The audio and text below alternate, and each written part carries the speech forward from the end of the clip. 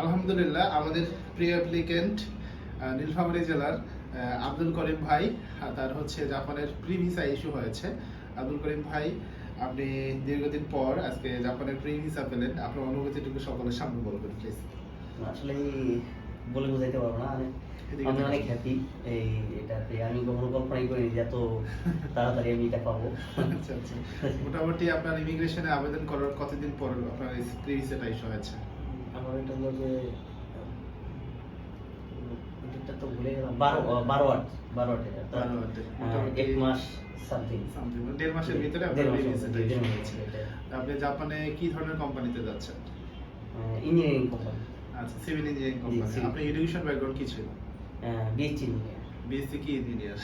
Civil engineer. আচ্ছা আচ্ছা, thank you so much.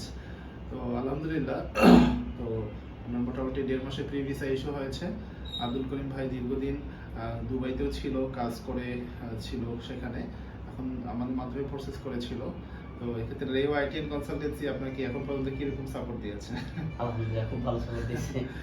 ঠিক আছে, আমরাও আশাবাদী ইনশাল্লাহ সে জাপানে অ্যাম্বাসি ফেস করে, সে ভিসা নিয়ে জাপানে যাবে। সকলে তার জন্য দোয়া করবেন।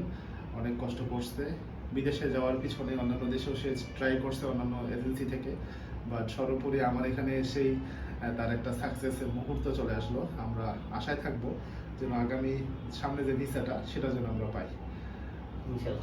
বাংলাদেশ থেকে যারা সিভিল ইঞ্জিনিয়ার আছে তাদের ক্ষেত্রে কিরকম সুবিধা আছে জাপানে বলে মনে করছেন? এখন তো আমার ওই আইডিয়া নেই, কিন্তু আমি শুনছি অনেকের কাছে খুব ভালো ফ্যাসিলিটি আছে জাপানে অন্য দেশের তুলনায়।